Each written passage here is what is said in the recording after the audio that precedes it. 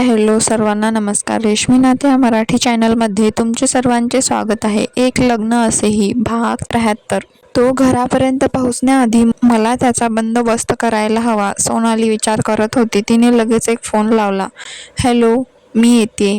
एवढं बोलून तिने फोन ठेवून दिला आणि पर्स घेऊन मॅन्शन बाहेर पडली. मॉम, यावेळी कुठं गेल्या? सई तिला जाताना मनात म्हणाली. सोनालीने ड्रायव्हरला घेऊन एका मॉलमध्ये आली. नंतर तोंडाला स्कार्फ गुंडाळला आणि मॉलमधून बाहेर पडली. ड्रायव्हर पार्किंगमध्ये गाडी लावून तिचा वेट करत होता. सोनाली एक टॅक्सी घेऊन तिथून निघून गेली. अर्धा तास झालं टॅक्सी रोडवर पळत होती. ती एका जुन्या चाळीसमोर आली. तिने टॅक्सीवाल्याला तिथेच थांबायला सांगितलं. सोनालीला चाळ बघून डोळे भरून आले. आज 25 वर्षाच्या वर झाले होते तिने चाळ सोडून. तिथे जन्मली आणि लहानाची मोठी झाली होती ती. या जागेशी तिचं खूप जुनं नातं होतं आणि आता तिला तिथे कुणीही ओळखत नव्हतं. तिने डोळे पुसले आणि जिना चढून वर गेली. ती आणि तिची आई राहत असलेल्या खोलीत आता दुसरंच कुणीतरी राहत होतं. तिने दारावरून हात फिरवला आणि पुढे गेली. 1, 2, 3 खोल्या सोडल्यावर त्याची खोली होती. तो तिच्यावर खूप प्रेम करणारा सौरभ जाधव. अजूनही त्या खोलीवर तेच नाव होतं. तिने त्यावरून हात फिरवला. डोळे भरून आले तिचे, पण ते पाणी बाहेर पडण्याआधीच तिने पुसून टाकलं. दारावर टकटक करून ती थांबली. दरवाजा उघडला आणि सोनाली आतून आवाज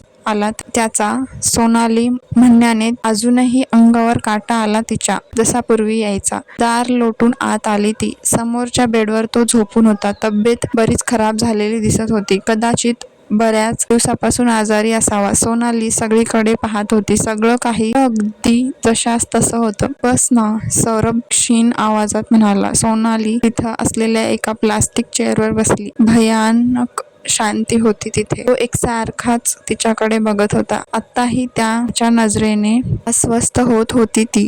पूर्वी त्याची ती नजर तिला आवडायची, पण आता भीती वाटत होती. शांतता भंग करत ती म्हणाली, कसा आहेस? सोनाली म्हणाली, जगतोय तुझ्या विना. सौरभ म्हणाला, हे बघ सौरभ, आता मी ती सोनाली नाहीये. माझ्या आयुष्यात खूप काही बदल आहे. का प्रतिष्ठित घरची सून आहे मी. सोनाली टळवळून म्हणाली, माहीत आहे मला. तू दिनेश सरपोतदारची बायको आहेस. सौरभ म्हणाला, तू आता अचानक माझ्या आयुष्यात का आला आहे? सोनाली घट्ट डोळे बंद करून म्हणाली, मी गेलोच नव्हतो सोनाली. तू गेलीस माझं प्रेम विसरून, मला सोडून.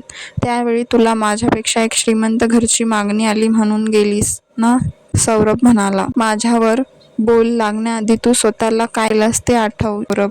माझ्याशी प्रेमाचं नाटक केलंस. लग्न करूया म्हणून माझ्यापासून माझं सर्व घेतलं आणि गायब झाला. महिनाभर तुला सगळ्या मुंबईने शोधलं मी तुला सौरभ. मग तुझा मित्र घरी आला आणि सांगितलं की तुझ्या आईने तुझं ते लग्न लावून दिलं आणि तू परत कधीच येणार नाहीस. तुटलो मी, हारले मी प्रेमात. भावनेच्या भरात खूप मोठी चूक करून बसले होते. ही चूक त्या माणसाने त्याच्या पदरात घेतली. मला समाजात बायकोचा दर्जा दिला आणि आज मी सगळं विसरले होते तर तू पुन्हा आलास माझ्या हसऱ्या घराला नजर लावायला. सोनाली रागाने म्हणाली, मी लग्न केलं नाही सोनाली. तुला माहित आहे, गावी माझ्या वडिलोपार्जित जमिनीचं भांडण सुरू होतं. त्या बदल्यात माझं लग्न एका वेड्या मुलीशी लावायचा कट होता. ते प्रकरण निस्तारताना तून बाहेर येत मी स्वतःला सावरून आलोच होतो, पण तू तेव्हा सगळं सोडून निघून गेली होतीस आणि मी कोणत्याही मित्राला तुझ्याकडे पाठवलं नव्हतं. तो सगळा एक खेळ होता ज्यात तू आणि मी फसलो. सौरभ डोळ्यात पाणी आणून म्हणाला, असो, पण आता या गोष्टींना काहीच अर्थ नाही. सोनाली डोळे पुसत म्हणाली, मी मरणार आहे सोनाली. सौरभ म्हणाला आणि तिने चमकून त्याच्याकडे बघितलं. मला कॅन्सर आहे, लास्ट स्टेज. कोणत्याही दिवशी माझा अंत होईल.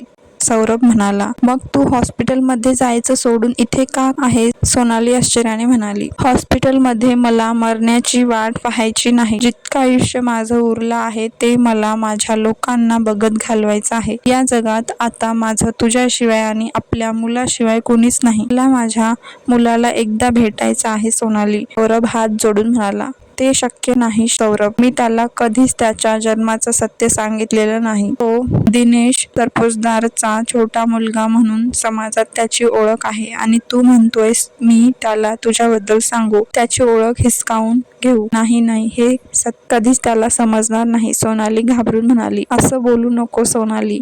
जेव्हापासून मला कळालं आहे की तो माझा मुलगा आहे. मी त्याला भेटण्यासाठी तडपडतोय. फक्त एकदा मला त्याला भेटू दे. त्याने मला फक्त एकदा बाबा म्हणून हाक मारू दे.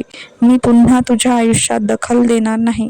प्लीज सोनाली, नाही म्हणू नकोस. इतक्या दिवसांपासून तुम्हाला शोधत होतो. आता तुम्ही भेटला आहात. माझी ही शेवटची इच्छा पूर्ण कर प्लीज. सौरभ रडत म्हणाला. नाही, मी असं नाही करू शकत. असं म्हणून सोनाली उठली आणि तिथून निघून गेली. सौरभ रडत होता. 2-4 दिवस असेच गेले. सौरभ जाधवला भेटल्यापासून सोनाली बरीच डिस्टर्ब राहायला लागली होती. तिच्या फोनवर कोणत्याही नंबरने कॉल आला की ती तो कॉल घेण्यासाठी घाबरत होती. तिचं बदललेलं वागणं सईला खटकत होतं. तिने बऱ्याचदा तिला विचारण्याचा प्रयत्न केला, पण सोनालीने तिला भडकावलं होतं. एक दिवस सोनाली हॉलमध्ये फोन विसरून तिच्या रूममध्ये गेली होती. एका नंबरवरून सारखा तिच्या फोनवर कॉल येत होता. सईने न राहून कॉल उचलला. हॅलो, सई म्हणाली. हॅलो सोनाली, सौरभ जाधव बोलतोय. माझ्याकडे फक्त काही दिवस आहेत. मला माझ्या मुलाला भेटायचं आहे. माझी शेवटची इच्छा पूर्ण कर. मी सिटी हॉस्पिटलमध्ये ऍडमिट झालो आहे. प्लीज एकदा श्यामला घेऊन मला भेटायला ये. एका मरणाऱ्या व्यक्तीची शेवटची इच्छा तू पूर्ण करणार नाहीस का? समोरील व्यक्ती म्हणाली. ते ऐकून सईच्या पायाखालची जमीन सरकली आणि तिच्या हातून फोन गळून पडला. तिला दरदरून घाम फुटला. ती तशी सोफ्यावर बसली. खाली पडलेल्या फोनमधून अजूनही हॅलो हॅलो आवाज येत होता. सईने फोन घेऊन लगेच कट केला. हे सगळं काय होतं? खरंच सोनाली मॉम, असं म्हणून सईने तोंडावर हात ठेवला. मागच्या काही दिवसापासून अचानक तिचं बदललेलं वागणं, फोनला बघून घाबरून जाणं, हे सगळं आठवून सईला ते खरं वाटायला लागलं. 2 दिवस पुन्हा असेच गेले. या गोष्टी खऱ्या की खोट्या तिला समजेना. देवांशला सांगावं म्हणलं तर तो नेमका त्यावेळी आउट ऑफ मुंबई गेला होता आणि इतर कुणाशी काही बोललो तर काहीतरी विपरीत घडायचं म्हणून ती शांत राहिली. पण तिचं मन तिला खात होतं. त्या व्यक्तीचं बोलणं तिच्या डोक्यात विचारांचा चाहूर माजवत होतं. कदाचित मॉम यामुळेच डिस्टर्ब झाल्यात का? मला खरं काय ते कळायला हवं, असं म्हणून ती चेंज करून बाहेर पडली. जाताना तिने ड्रायव्हरला घेतलं नाही. देवांशने तिला ड्रायव्हिंग शिकवली होती. ती सरळ सिटी हॉस्पिटलमध्ये आली. तिने रिसेप्शनवर सौरभ जाधव नाव सांगितलं आणि त्याच्या वॉर्डमध्ये आली. तिला तिथे डॉक्टर स्नेहलने पाहिलं होतं. सई इथे काय करते? डॉक्टर स्नेहल मनात म्हणाली आणि तिच्या मागे गेली. एक कॉमन वॉर्डमध्ये एक व्यक्ती पडून होता. त्याच्या आजूबाजूला खूप साऱ्या मशीन लावलेल्या होत्या. नर्सने तो सौरभ जाधव आहे असं सांगितलं आणि सई हळूहळू पावले टाकत तिथे गेली. काका, सईने त्याला आवाज दिला. सौरभने डोळे उघडून तिच्याकडे बघितलं. तो अनोळखी नजरेने तिला बघत होता.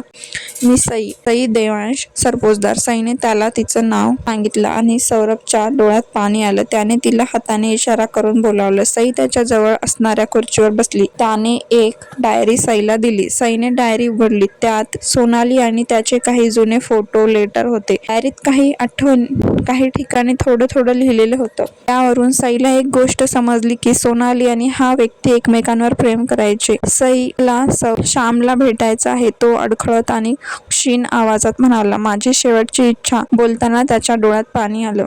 श्यामबद्दल विसरलात का? माई का त्याला जास्त प्रेम करायच्या नाही का? फक्त देवांश सरपोतदार घरचा वारस आहे म्हणून माई सारखं म्हणायची? याचं उत्तर आहे आजच्या भागात. त्याला काय उत्तर द्यावं तिला काहीच कळत नव्हतं, पण त्याची हालत बघता तिला खूप वाईट वाटत होतं. मी तुमची इच्छा पूर्ण करण्याचा प्रयत्न नक्की करेन, पण ती पूर्ण होईल की नाही याची शाश्वती नाही देणार, सई म्हणाली. तिच्या तितक्याच बोलण्याने त्याच्या चेहऱ्यावर बरंच समाधान दिसत होतं. सई त्याचा निरोप घेऊन जाण्यासाठी वळली आणि समोर स्नेहल उभी होती. तिला रोखून पाहत स्नेहल घाबरून म्हणाली. चल, असं म्हणून स्नेहल तिला एका कॅबिनमध्ये घेऊन गेली. स्नेहल, मी काय करू? मला काही समजत नाहीये, सई म्हणाली. हे बघ सई, मला वाटतं तू सगळ्यांना सांगावं, स्नेहल म्हणाली.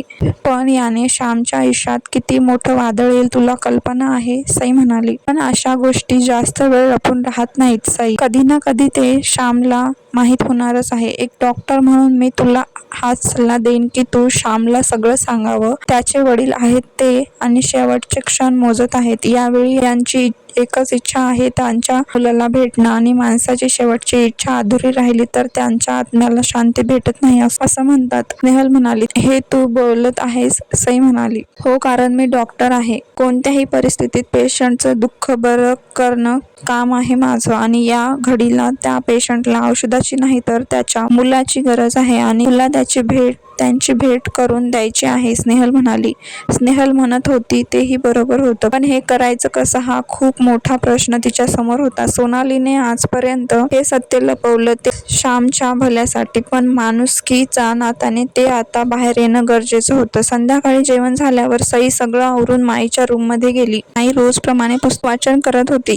माई, सई दारात उभी राहून म्हणाली, सुनबाई ये ना. माई म्हणाली. सई आत आली आणि त्यांच्याजवळ बसली. देवांश नाही तर करमत नाही का? माई तिच्या पडलेल्या चेहऱ्यावर हात फिरून म्हणाली. माई एक विचारू? सई म्हणाली. हो विचार ना.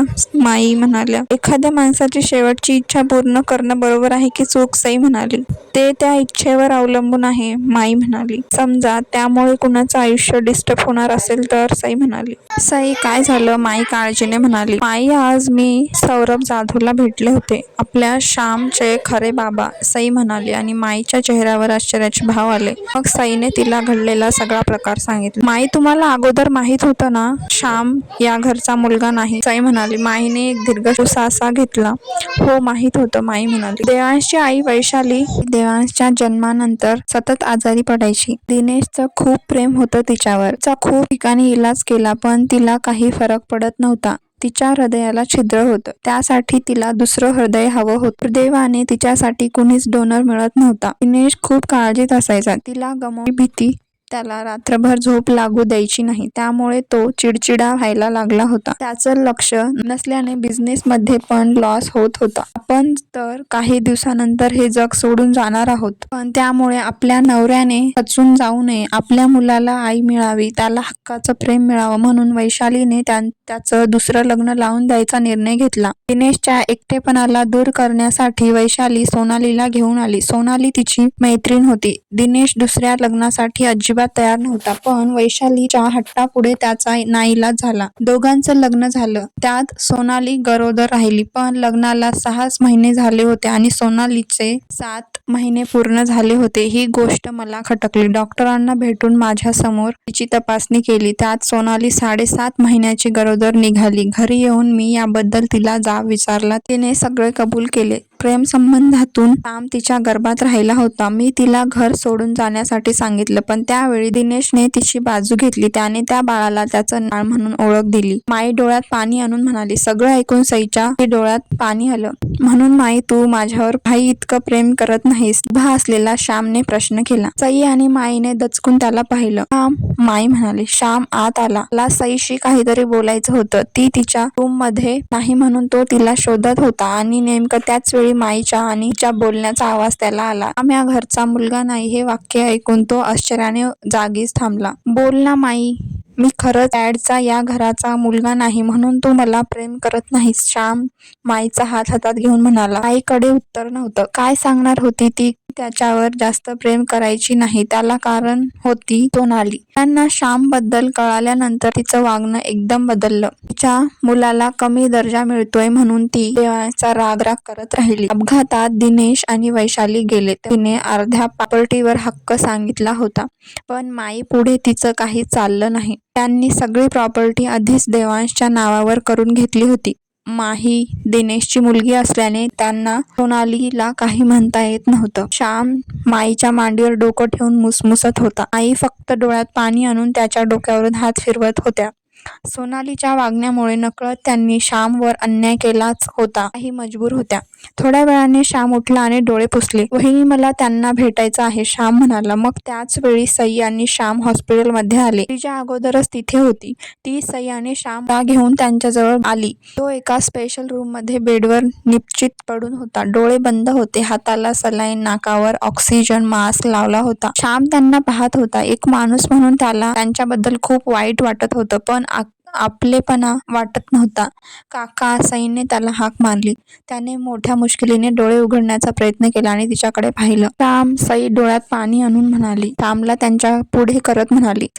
श्याम एकदम क्षीण अडखळत आवाज आला. त्याने हलका हात वर केला आणि त्याला बोलावलं. श्यामने सईकडे बघितलं. तिने डोळ्यांनी जा असं सांगितलं. श्यामने त्यांच्या हातात हात दिला आणि त्यांच्या बाजूला बसला. बाबा, तो म्हणाला. त्यांना म्हणायचं होतं की एकदा मला बाबा म्हण. तो आशेने त्याच्याकडे पाहत होता. सईने श्यामच्या खांद्यावर हात ठेवला. श्यामचा कंठ दाटून आला होता. त्याच्या तोंडून बाबा कसं निघणार होतं? त्या व्यक्तीला आजपर्यंत त्यानं पाहिलं सुद्धा नव्हतं. त्याला स्वतःचा बाप मानून बाबा म्हणणं त्याला खूप अवघड जात होतं. श्याम, सई हळूच म्हणाली आणि त्याने डोळे घट्ट बंद करून पुन्हा उघडले. बाबा, श्याम हळुवारपणे म्हणाला आणि त्याच्या तोंडून बाबा ऐकून सौरभ जाधवच्या चेहऱ्यावर समाधानकारक हसू आलं. तो त्याला पाहतच राहिला आणि प्राण सोडला. मशीनवर लगेच प्लेन लाईन आली आणि किर्र असा हळुवार आवाज सुरू झाला. सईला लगेच समजलं आणि तिने रडत तोंडावर हात ठेवला. श्यामने त्याचे डोळे मिटले आणि त्यांचा हात त्याच्या छातीवर ठेवला. स्नेहलने सगळ्या फॉर्मॅलिटी पूर्ण करून बॉडी त्यांना द्यायला लावली. लगेच त्यांच्यावर रीतसर अंतिम संस्कार करून सई आणि श्याम घरी आले. या सगळ्यात मध्यरात्र उलटून गेली होती. सकाळ झाली. सई नेहमीप्रमाणे तयार होऊन खाली आली. देवांश आणि शीतल अजून खाली आले नव्हते. सई, माईने काळजीने विचारले. सगळं ठीक आहे ना? सई म्हणाली. सगळं ठीक आहे माई, सई म्हणाली. सकाळचे 10 वाजले होते. श्याम रूमच्या बाहेर आला नाही म्हणून माई काळजीत होती आणि त्याच वेळी श्याम आणि शीतल हातात बॅग घेऊन पायऱ्या उतरताना दिसले. श्याम, कुठे जातोयस का? तारा म्हणाली. अजून घरी कुणाला काही माहित नव्हतं. सोनालीने त्याच्याकडे बघितलं. कुठे जाताय तुम्ही? सोनाली म्हणाली. माई, आम्ही हे घर सोडायचा निर्णय घेतला आहे, श्याम म्हणाला. श्याम त्यांच्यासमोर येऊन म्हणाला. व्हॉट? सोनाली आश्चर्याने म्हणाली. शीतलच्या डोळ्यात पाणी आलं होतं. श्यामच्या अशा निर्णयाने तीही बरीच डिस्टर्ब झाली होती, पण नवऱ्याच्या सुखात सुख मानून तिने त्याचा निर्णयाला होकार देत स्वीकारलं होतं. श्याम, सई काळजीने म्हणाली. नाही वहिनी, आता बस. लहानपणापासून मला बऱ्याचदा प्रश्न पडायचे की मी या घरासाठी का महत्वाचा नाही. आज उत्तर मिळाली मला. कारण मी या घरचा नाही. तर बोलताना त्याचा आवाज कापरा झाला. काय मूर्खासारखा बडबड करतोयस? कोणी सांगितलं तुला हे? सोनाली रागाने म्हणाली. बस कर मॉम, तू नाही सांगितलं म्हणजे मला कळणार नाही का? श्याम चिडत म्हणाला. तू काय बोलतोयस श्याम? तुला तरी कळतंय का? सोनाली म्हणाली. मी रात्री सौरभ जाधवचा अंत्यसंस्कार करून आलोय मॉम. श्याम डोळे बंद करून शांत पण धारदार आवाजात म्हणाला. त्याचे शब्द ऐकून सोनाली खिन्न होऊन धडकन खाली बसली. तारा, माहीला तर हा काय प्रकार सुरू आहे कळतच नव्हतं. समोर काय झाले पाहूया पुढील भागात. हा भाग कसा वाटला कमेंट करून नक्की सांगा. भेटूया पुढील भागात. नवीन असल्यास आपल्या चॅनलला सबस्क्राईब करायला विसरू नका. भेटूया पुढील भागात.